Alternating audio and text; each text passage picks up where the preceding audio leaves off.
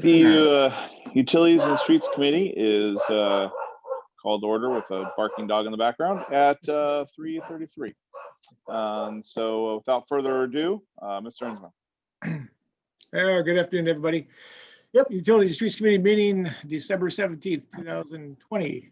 All right, first item up for discussion here this afternoon would be the street paving project for 2021. The street paving list for next year has been populated. The below list shows the streets, estimated paving cost per street, and the running fund balance from the paving projects. So there on the left-hand side, you'll see where it says street and estimated paving cost.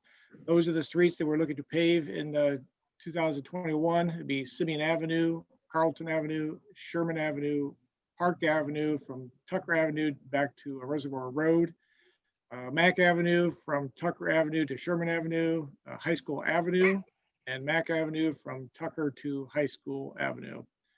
You see the costs associated, it's an estimated cost that's associated to those streets. And you can look over to the right-hand side, you'll see the running fund balance. If we're projected to collect $450,000, you can see the reduction from the 450 going downward to the last street that's named there, that Mack Avenue, Tucker Avenue to High School Avenue. You can see we have a negative number there. We're hoping that the collection comes in right around that 450 and 450,000, I should say. Hopefully the paving estimate that we have is always estimated high, and we come under the estimate, and we should be able to support this project. So again, these all are estimated cost figures and balances. These are just engineers' estimates. Mr. Geis and Mr. Lencheski put these numbers together for us. So again, we usually estimate somewhat high, so hopefully these will come in a little lower than expected here. So I do want to mention that some of these streets have been on the top of the paving list for a couple of years now. The paving has been delayed to schedule gas line replacement work by Columbia Gas in this area. Columbia Gas is yet to replace the gas lines in the area, but they have recently been in contact with us to ensure that they will be working in front of our project to prevent the new asphalt from being cut after we go through and pave it. So, any questions there? Okay, so we can go to the next slide, and I'm going to go close my door. I'll be right back.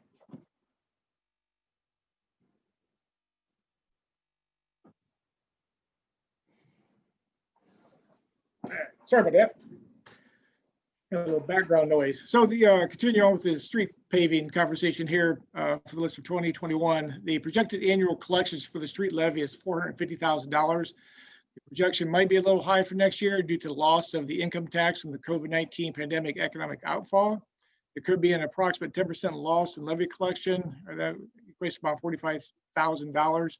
This percentage of loss was given to us by the finance department, so that was kind of their expectation. So we're going to kind of run with that number for right now. Hopefully we don't come anywhere near that 10% loss, and we actually have we're right on target for that $450,000 in collection. So if the levy collection does fall short, money from the gas tax collections will be needed to fund the difference for the paving project. Year-to-date collections for Fund 353, which is the streets, alleys, and catch basins. In the collections for the year is $428,031.40 year to date. Year-to-date balance for the fund would be $174,725.13. I had a rec come across my desk earlier this week for $5,000, so that fund balance could come down about $169,000. So we do have quite a bit of a balance sitting there, so that's going to help us going forward into this project. So hopefully, if it does come in, if some of the levy money doesn't come in as expected, we do have some of the balance to help back this project up. So we got some balance. We also have the gas tax money coming in, so we feel pretty good at this project. We'll be able to move forward next year. We do plan to bid the project early, but we'll be more than likely need to wait until midsummer before the paving can begin to make sure the funds are in the account. Okay, Big Joe, you can go to the next slide unless somebody has any questions there. Additional paving, if the funds allow, additional streets will be paved. These will be isolated paving projects that will be outside of the main paving bid. We do have one outstanding paving project from last year. The 2020 ODOT paving project for East Main Street was postponed last year. The project is scheduled for year 2021 with a completion date of $717.21 per ODOT. Shelby's out-of-pocket share for this resurfacing area within the city limits is approximately $35,000. This was discussed earlier in this year, so that money's already kind of been appropriated for the project. So we'll just have to make sure that's in the budget. So the alley resurfacing, the alley parallel, or the alley running parallel between Park Avenue and Mack Avenue is scheduled to be resurfaced next year. Funds from the gas tax is scheduled to pay for this project. The estimated cost is coming in around the low $20,000 range. So, any thoughts, questions on that one? Okay, moving on there, Big Joe. This is a nice slide here. Future paving project, future Mickey Road paving project. The administration is working with regional planning to develop this project. This paving project is in the preliminary design and engineering stage. This road qualifies to be an ODOT project because it connects two state routes. That'd be State Route 39 on one end and State Route 61 on the other end. The project design would incorporate stormwater management. The construction would include curbs, gutters, and storm sewers along with the paving. This project is in the infancy stages and could take several years to design and financially align with ODOT's project planning. The tentative project start for this project would be around 2023 or 2024, depending on ODOT's planning for this project. Engineering preliminary estimates for the storm sewer / paving project is $1.8 million. The city would be financially responsible for approximately 20% of the 1.8. So as we get updates coming along our way, we'll definitely make sure we pass along to the committee as this project evolves. Any thoughts or questions on that one? I'll just chime in on that. What we did with this is we looked at what it was going to take to resurface, the dollar amount it was going to take to resurface this road. And I mean, it was substantial. I think it was, $300,000 anyhow, getting it up close to, if you see that 1.8, I think it was, that has a lot of storm sewer money in there too. But what we did is, in looking and going with regional planning and getting the federal highway dollars, that is a collector road. That road was annexed in over a couple different annexations. It does not have the proper base, drainage, anything of that. So we can potentially spend the same amount of money as we would resurfacing and getting a whole new road with curbs, new base, proper base, and storm sewer. That road is used quite a bit for detour routes when we have other projects in town. Most recently, when the Main Street crossing gets fixed or anything like that. So it would be a very good use of the road for that. And if we can, if we're going to spend the same amount of money and get that, I think it's a good idea. So that's where we were coming from. Yeah, very good. Thanks, Joe. All right, 2021 budgets, fiscal year 2021 budgets for the utility departments are being populated. These budgets represent the projected revenues and expenses for the service department, water treatment plant, wastewater treatment plant, electric department, utilities office, and several other funds. The superintendents are currently reviewing the proposed budgets. Budgets are scheduled to return to my office by December 31st. My goal is to have the requested budgets to the finance director by January 15th. That'd be right after the end of the year revenue expense report is issued. Reason for that is I use that report to tighten up the budget before I like to send it off to the finance director. So we're getting close. The budgets have been, we have a proposed position right now. The department heads are reviewing. So hopefully we'll have them over to the finance department here real soon. Okay, there, Joe. All right, ordinance 31, 2020, electric line loss multiplier adjustment. Ordinance 31, 2020 will be presented to council for the third and final reading at the December 21st meeting. The language is in the language in the ordinance will reduce the power loss multiplier and the quarterly fuel and purchase power adjustment from a 6% loss to a 4% loss. And what will this do for the ratepayer? This will lower the cost per kilowatt and the quarterly rate adjustment. Percentage of reduction may not appear to present a large reduction in efficiency, but the cumulative savings within the cost per kilowatt hour over time will produce a noticeable savings for the ratepayer. Right below there, you see the two blocks with all the data in there. The one on your left-hand side, the quarterly adjustment with a 6% loss. We've been kind of reviewing this the last couple months, but again, the adjustment made in June with a 6% loss, the fuel and purchase power rate was 0.087975. Look to the right, that number with a 4% loss, the fuel and purchase power rate is reduced to 0.086142. So you can see that it doesn't appear to be big, but it gets to be a substantial savings as time goes on. And in the next slide, you're going to see the savings that I'm populated for a residential customer that's using a 1,000 kilowatt hours a month. So up top here, you see where it says an example of an estimated savings for a residential customer by reducing the line loss multiplier from a 6% loss to a 4% loss. The savings for a household consuming 1,000 kilowatt hours a month would be approximately $1.80 per month, as an annual savings of $21.60. But if you know, of course, if a customer uses less than 1,000 kilowatt hours per month, the savings would be less. And if the customer uses more than 1,000 kilowatt hours per month, the savings could be more. So I went a little bit farther here to give an example on the high end of things. So an example of an estimated savings for a large industrial customer by reducing the line loss multiplier from a 6% loss to a 4% loss.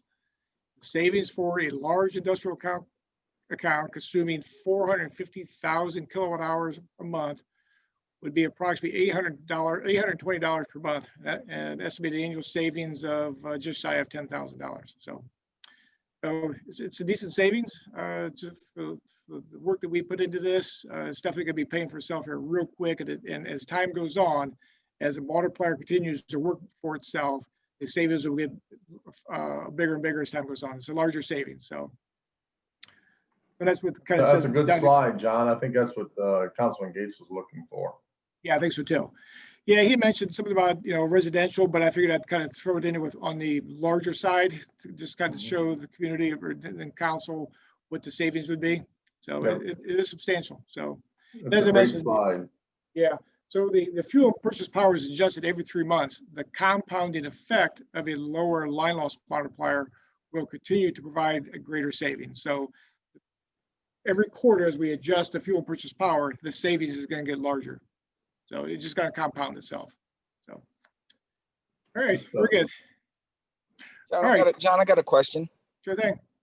How do you get the word out to our big industrial customers on what we've done? I usually have Send them an email or? It's usually email or phone conversation. Okay. Yeah, the two largest we're usually in contact with them, and they both track this. They both track a monthly kilowatt hour cost. They both have very nice spreadsheets. They notice what the cost per kilowatt is. Okay, thanks. Mm-hmm. Hey, John, I'm gonna have to cut out here, but thanks for everything. I think we've gone over this stuff here. So trust everybody have a very blessed weekend, and we'll look forward to seeing you Monday night. Sounds good. Thank you. Gonna be out tomorrow, Mayor?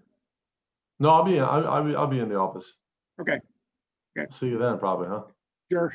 I'm sure. Okay. Thanks. See ya. Right, bye-bye. Thank you. All righty, stormwater management collection. This is the continuation of the stormwater management fund discussion. This fund would be developed to financially support stormwater related maintenance and capital project costs. The collection would bring financial support to the many storm sewer related maintenance repairs and capital projects throughout the city.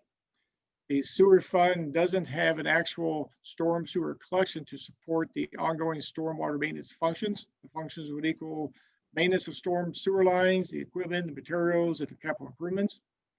It's not uncommon for a community to have a stormwater utility with a collection process to support the individual utility. So there are some communities that actually have a enterprising fund for just stormwater utility.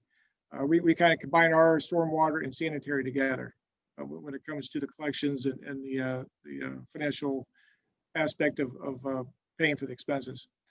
So at this time, I don't think we need to have a fully operational stormwater utility, but we need to be cognitive of the need for funds to assist with the related expenses to maintain, repair, and provide capital improvements to the storm sewer system. During and after heavy rain events, it's very common for the service department to be called out to investigate flooded streets, yards, parking lots, and basements. So, get it, Big Joe? So this collection design, as discussed at the October Utilities and Streets Committee meeting, the thought for this collection will be derived from the closing of the current water capital improvement surcharge that will be dissolved or expiring following the December utility bill. The dissolving water capital improvement fixed surcharge amount would be divided into two other surcharges that would equal the same amount that was paid toward the water capital improvement surcharge. Essentially, the design is taking the amount for the one expiring surcharge and creating two new surcharges that equal the same amount as the expiring one. You do see a little asterisk here, and the asterisk is for, with the exception of the industrial rate. This surcharge will be slightly higher, but the rate for the commercial, residential, and senior citizens / disabled will remain the same. The collection amount will be the same. Okay. Collection design and amounts. So the expiring, which would be the water capital improvement surcharge, which is that's the last collection on this month of December of 2020. This collection will dissolve, and it's currently collecting approximately $300,000 annually. So with the new water asset management fund, which is starting to collect here in January 2021. That was passed by council with ordinance 26/2020. The design is going to collect approximately $200,000 annually, and that $200,000 would be collecting $200,000 of the water capital improvement. So you can see that we were collecting $300,000 from the water capital improvement surcharge. The water asset management fund is going to be collecting $200,000 out of that. So we have $100,000 left over to collect, if you will, for the storm sewer. So you can see what's proposed now with the stormwater surcharge. We'd be collecting this in 2021, probably second quarter if a council so chooses to pass the surcharge. The collection would be approximately $85,000 annually. The sewer has fewer counts than water, and this is the reason for the lower collection. So with the water capital improvement surcharge, it was collecting right around that $300,000. The asset management and the sewer together would collect about $285,000. So it's very close, and it would not raise any of these surcharge collections if you combine them together for the senior citizens / disabled, residential, commercial. Industrial would be slightly higher. So if you look at this slide here, the water capital improvement surcharge, which is dissolving here at the end of this month, you can see the current charges for that. Senior citizen disabled $3.50, $3.50, residential $5.50, commercial $6.50, and industrial $7. The water asset management fund, which is approved for January 1 of 2021, the senior disabled would be collected $1.75, residential $3.75, commercial $4.75, and the industrial $6.75. My little note there, it says more water usage than storm sewer equals greater contribution. That note is just stating that the industrial users definitely consume more water than they would be contributing to stormwater. So we felt that the surcharge for the asset management need to be a little bit higher than with the asset management fund. So then if you come down right below that, it says storm sewer maintenance fund, which is, so it's in this proposed stage. Senior citizen would be $1.75, residential $1.75, commercial $1.75, and industrial $1. So just to give you an example, senior citizen is $3.50. So if you come down and look at the water asset management fund, is senior disabled is $1.75. And the storm sewer maintenance fund, senior disabled $1.75. So the $1.75 plus $1.75 equals the $3.50. So you kind of see what I'm doing here. I'm taking the water capital improvement. I'm just kind of dividing it out where we could get a two surcharges for what we have for the one. So the industrial, if you come down to the storm sewer maintenance fund, you can see the industrial is up to $3. Which equates to about $9.75. That's $2.75 more that they were paying for the water capital improvement surcharge. There's really not a whole lot of industrial accounts. I think we're at 30, let me look here, 20. Sorry about that. There's 69. There's 69 identified sewer accounts in town, so it doesn't really equate to a lot. I think our calculations is showing it out to be.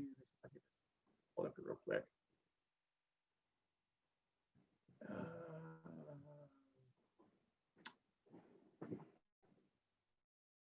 Looks like monthly be 207, annually be $2,484 by the spreadsheet that I'm looking off to my right hand side here. But so I don't know if you had any questions on that. Some of my thinking on how to design this. Of course, it's in the proposal stage. So if the committee has any thoughts or wanted to implement some changes and such, I'm definitely open to that. But that's just kind of how it's designed right now. But again, it's just in the final stages, so we can definitely manipulate it to increase, decrease some of these proposed charges. So, any thoughts or questions from the committee? Okay, moving on there, Big Joe. All right, this slide here is just kind of what we had on the last slide. Just kind of break it out again. That way you might be able to see it a little bit easier. I'm just kind of going across way there. So again, look at it: senior citizen disabled $350, then the $1.75. So you can kind of see what I'm doing there. I'm breaking it down to where the asset management and the storm sewer maintenance is equaling the same as we had over the water surcharge. So that way there's no increase for those three of the counts. Industrial, again, will be bumped up slightly. Okay, Jake, next slide there. So stormwater management collection continued here. So there's two options for the collection process. This first one gets a little confusing, so I'll try to make it explain as best I can here. So option one would be establish a fixed charge within the project equipment rider, which is the PER portion of the sewer bill that is not based on water consumption. So the monthly water bill is made of three parts: the base rate, production cost adjuster, which we call the PCA, and the project equipment rider, which is the PER. All three of these sewer rates are based on water consumption. So sewer rates are based off water consumption.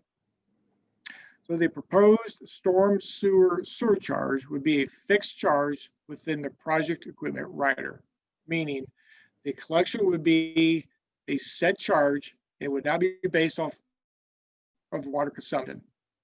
But note, the current PER charge that's in place right now would remain in place. So you'd have a fluctuating PER based off of water. Then you also have a fixed charge for storm sewer that we could implement right beside the other collection within the PER collection process. So that's something we do internally here. It's something that's just done by on the software here. We could go in and implement a fixed charge next to the variable charge. So the collection would be posted on the Sewer Improvement Fund, Fund 402, with the rest of the PER collection. The monies collected would then be used for stormwater sewer improvements. A new revenue line item in Sewer Improvement Fund, which would be the 402 fund, would need to be created to post the collections. So within the revenue section of the financial sheets that we receive, the revenue expense sheets, within the revenues, you would actually see a new line that has the collection process that would be posting the storm sewer surcharge. Okay. Option two, which is on the next slide, would establish a fixed storm water sewer surcharge on the utility bills. A new fund would need to be created, stormwater sewer fund or stormwater management fund, maybe like Fund 403 or such, would need to be would collect and post the designated funds to show the revenues from the surcharge. So you would put the surcharge out there, you'd show what the surcharge is, itemized on the utility bill. That collection comes into the utilities office. We post that to the new fund name, and that gets sent down to finance where they actually post that collection into that designated fund name. And of course, an expense line item would need to be populated to provide identity for the appropriations. So it'd be just like any other fund that we have, 400 fund, 401, 402, 500, 600, such. It'd have its own fund name. So the two options are being discussed with the finance department to decipher the best option. I've been in contact with the finance director and with Amber Cutlip on this as well. We're going to be discussing this in the weeks to come, just to decipher what would be the best option for this. So I'm hoping to have a closing discussion for this at the next utility committee streets meeting here in January. So any questions on this? Okay. All righty, the ditch petition. All right, several Zoom meetings have been taking place over the last month to further the understanding of the ditch petition process. Participants have included Shelby City Administrators, Councilman Large Steve McLaughlin, Richland County Engineer, Soil and Water Conservation District Administrators, and Board Member Lanny Hopkins, the Delaware County Engineer, and property owner John Schroeder. Our Crawford County Engineer's Office has been informed of the potential filing of the petition. The reason for that would be the portion of the Crawford County is included in the assessment process because an area of the county's watershed flows to the Black Fork River. Crawford County officials are populating the amount of parcels that contribute to stormwater to the Black Fork watershed area. So we don't have a number yet, but hopefully come this coming Monday, we should have that number, or soon to be. Okay. You go to slide 17 there, Jim. Discussions were held to establish the designated area for the petitions and to better understand the assessment process. Annual assessments for the maintenance phase. There's two phases here, so that's why I got that in bold print there. So annual assessments for the maintenance phase of the ditch petition.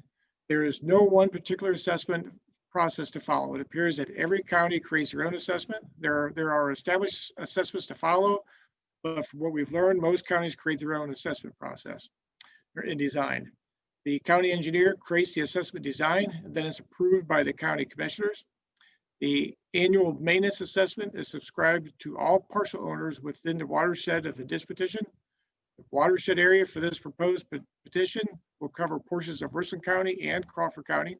Assessment will be established by Richland County officials. The minimum annual assessment per property parcel is $2. All right, petition process. This is a short version, and this is how I understand it. So, Mr. Geis, Mr. McLaughlin, you're welcome to give me some more detail if I've missed something here. So petitioners files a ditch petition to the county commissioner's office.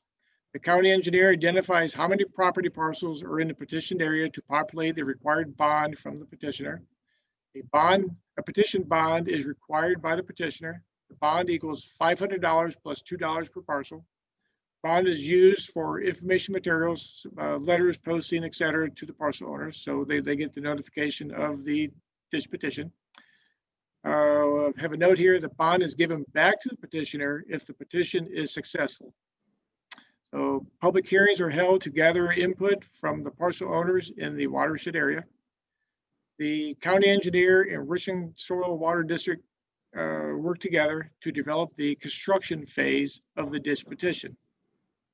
This phase identifies the scope of work that is needed to initially clean the river of felled trees, leaning trees, silt bars, log jams, and necessary bank armoring in the designated petition area. The total amount of funds needed to construct, if you will, the river will establish the annual assessment to the property owners within the watershed area of the petition for the maintenance phase. So again, you have two phases here. You have a construction phase, then you have the maintenance phase. So you go to the next slide here. So the maintenance phase is an annual cleaning of the river. This is the phase for where there is an annual assessment. I don't know if I worded that right, but that's why I put it on there. So that's the reason why there's an annual assessment. The county would be responsible to populate the work that is needed to remove the felled trees, leaning trees, log jams, silt bars, etc., to keep the river flowing free without obstructions on an annual program. This work would be bid out or hired out depending on the cost. Total annual collection for the assessment, and this is an example only. So let's just say the total combined annual collection for the maintenance assessment is $75,000. By language in Ohio Revised Code, fund balance can never exceed the original assessment amount. Meaning, if 1 year the maintenance cost is $25,000, the total combined annual assessment to the property owners would be adjusted to only collect the $25,000 to replenish the fund balance. The assessment to the partial owners would be adjusted annually to keep the fund balance at $75,000. The fund balance can never exceed the original assessment amount. Again, that's only for example only. All right, so why file a ditch petition? What's the benefits here? Why would the city of Shelby want to file a ditch petition for this section of the river? Benefits: it maintains the river by keeping the waterway free of felled trees, debris piles, log jams, leaning trees, and promotes a healthy environment. It has the potential to prevent flooding during marginal heavy rains. This petition is not designed to stop the flooding in downtown, but it keeps the water moving to help prevent some flooding issues. So there's other avenues that's going to be needed, but this is one factor that would definitely help to keep the water moving freely. As notes, all of Shelby's stormwater runoff, we got rainfall, snow melt, whatever, ends up in the Black Fork River. All of the storm sewers in Shelby drain to the Black Fork River. All of the waterways, tributaries, if you will, in the watershed area within the ditch petition drain to the Black Fork River.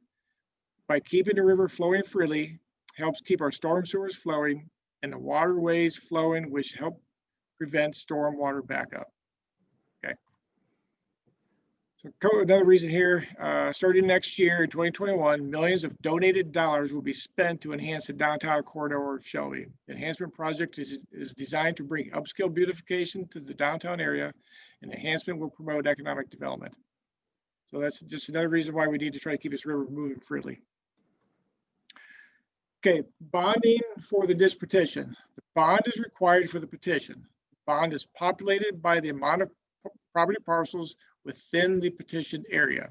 The petitioner or plural, are responsible for the bond. Petition is unique. This petition is unique due to the designated area for the petition. The petition area is inside the city proper and outside the city as well. The city can only pay bond for the parcels inside the corporation limit. The parcels outside the city limit will need to be paid by another party or parties plural. An outside party has committed to pay the bond for the outside parcels already. So there's already an interested party that's been included in these conversations, who's already spoke freely about this, and he is willing to pay the bond for the parcels that lie outside the city of Shelby. So the bond calculator, what's it equate to? The bond calculator, again, it's $500 plus $2 per parcel. So parcels inside the city, our information is showing 5,103 parcels. So the bond amount for the city, you see the equation here, would be $10,706. So $10,706 is what the bond would be set for the city of Shelby for this project. So next steps, to formalize the ditch petition process, a resolution by Shelby City Council is needed to validate the city's filing position and provide the necessary authorization to submit the petition to the County Commissioner's office. And legislation has been prepared for the December 21st council meeting. And there's next month's discussion. So next month, we'll finalize the stormwater discussion, and we're going to entertain the development of some pollinating fields. So any questions on the ditch petition?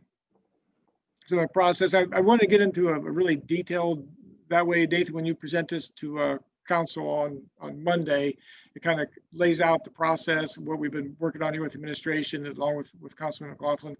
So that way, you can kind of see the work that's been done, but this is the phase where we're at right now is we need authorization from council to move forward.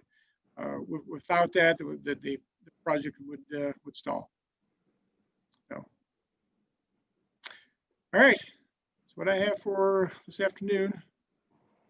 Yes, sir.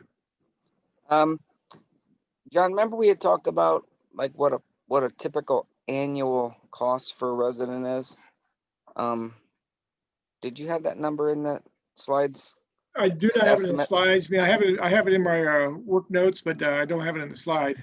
Yeah, we want to keep that in mind because that might be a question I'll bring my notes. for Monday night. Because Sure. what did you say was like we estimated $7 a year? Yeah, it gets off, and that's off of an assessment that we populated ourselves. I'm not sure what the county engineer and county commissioners are going to agree upon for the assessment. But it gives a rough number, but yeah, I mean, using that assessment calculator, yeah, it'd be $7.20 a year or so. But again, that's a rough number we got to be careful with. Yeah, Definitely. I understand we got to be careful, but at the same time, it'd be nice to kind of get an estimate out there to, because I think if I was not mistaken, it was like 2 cents a day or something for that estimate. Yeah. Yeah, Joe, do you want to say something about that? No, I just say we definitely gotta be careful, because once someone hears a number, Yeah, it sticks. that Yeah. sticks and, Yeah. Well, you So- said, yeah. yeah. Yeah, again, yeah, Steve, just being careful on that. Yeah, based off of $75,000, again, that was just us doing some rough math, some calculators on the paper napkin here. Based off $75,000 annual budget, looking at all of the parcels that we know just in Richland County, we didn't factor in Crawford County, so it's going to skew the numbers a little bit. But you're right, it was right around 60 cents a month. So again, that's a tough number to say. That's not a factual number. That's just an estimated number that we put together on scrap piece of paper, sitting around talking about this. Okay. Yeah, but I'll bring all this information to council Monday, Steve. Okay, Johnny. All right, hopefully that was kind of thorough enough on the ditch petition. I didn't want to get in great detail, but it really kind of outlines it that way. The rest of the council members can understand the work that we've been doing and kind of where we're at. So, and the reason behind it. Nope, that's very good. I think it was needed for Monday night. So good job putting that together. Mhm. Nathan, you have any questions on the ditch petition or the storm sewer surcharge or anything?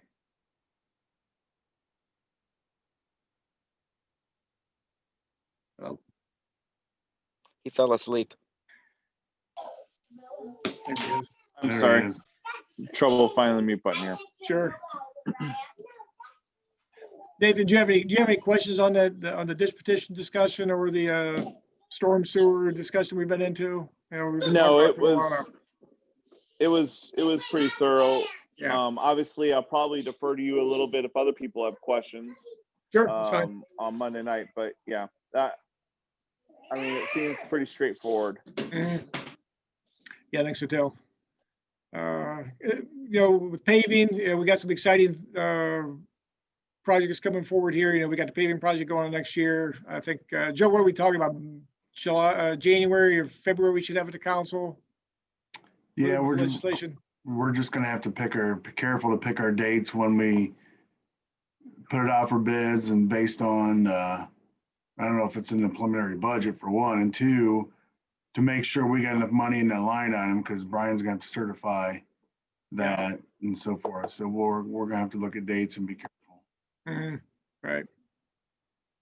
Very good. Yeah, and with the proposed project out on Mickey Road, that's exciting. It's a road that's on our list. We watch it every year. We know the road's in rough condition. We've been delaying this road a little bit just because of the sanitary sewer project that's gonna be happening out there. That project, the sanitary sewer project for that location might come in after the paving project, possibly before. We're not quite sure on that timing.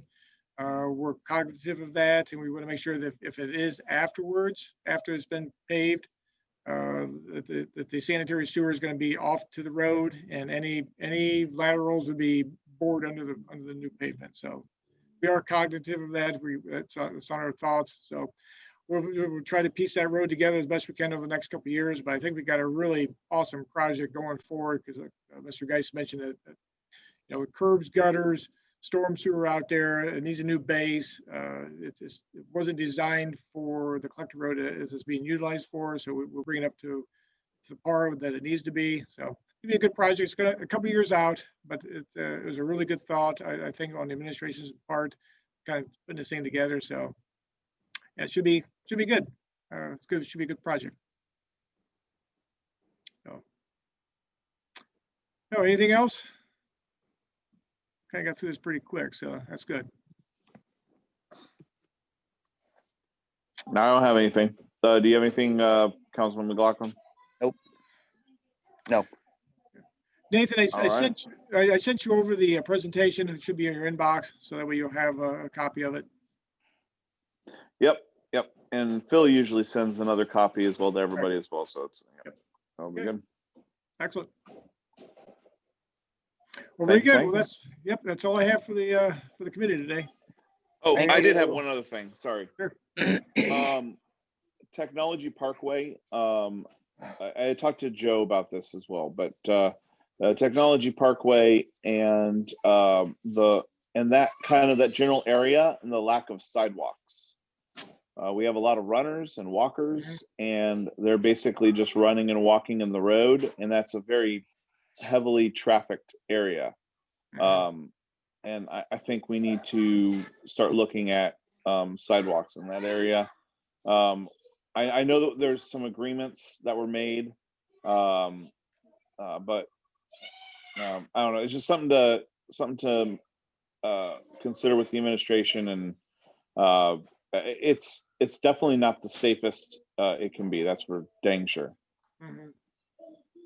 Yeah, I agree. Yeah, I walk out there from time to time as well, so I know what you're talking about. There's quite a bit of traffic out there, and when you do walk, you're always getting off the side of the road. So yeah, sidewalks is probably a needed item sitting out there. So yeah, I'll get with Joe on And that. those- Joe, we can talk about that. We'll get Ray involved and see what we need to do. Yeah, those trucks fly through there. They do. But not just Technology Parkway. I mean, all those streets. There's quite a few streets around there that are lacking in sidewalks. Mhm. So, anyways, I think we just need to look at that. I don't even know, what the cost would be, who would pay that or whatever, but I think we just need it.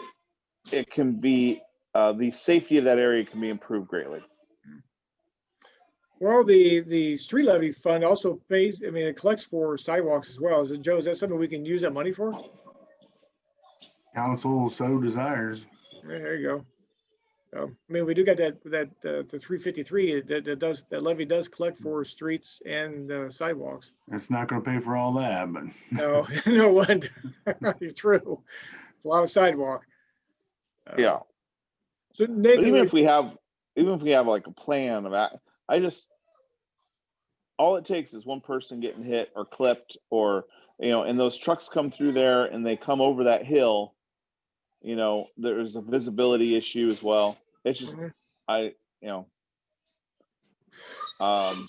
So Nathan, your original thought on this would be from, say, Glenwood to Cold Draw Court, or you wanted to run the entire distance, or what's your thought? Or just do it in stages? I don't know if I have a thought. I just know Okay. that something needs to be done to make it more safe. Okay. So I'm open to all suggestions and all thoughts. I think you're right. Glenwood, if Glenwood was done and technology was done, I think I would greatly improve the safety of that area. Mhm. There's just so many people that walk and run around there. Yeah, there are. Yeah, it's definitely used a lot.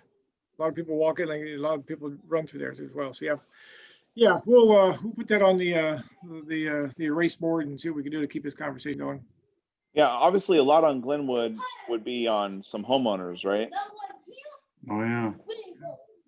Yeah. So I have a question. So we didn't talk about that, Joe. Like, so I know I get the undeveloped areas, but why no sidewalks on Glenwood? Because there obviously are houses there. From what I understand, at that time, when those areas were built in the subdivision regulations, it wasn't not a requirement that sidewalks be put in. So the developer didn't have to do it. So it is now a requirement in our subdivision regulations. But the planning commission has the authority to waive that. It's in the subdivision regulations. And I can, the last, all of the latest Fox runs and so forth, the developer did not want it and was able to get that waiver, so. Mm-mm-mm. Okay. All right. Well, if we can just look at that and come up with some suggestions. Very good. We can do that. All right. That's all I got. Very good. Very good. All righty, we I adjourned. guess he's okay. All right. With that said, we're going to adjourn at 4:18. Very good. All right. Thanks, See you, everybody. gentlemen. All right, take Thank you. care.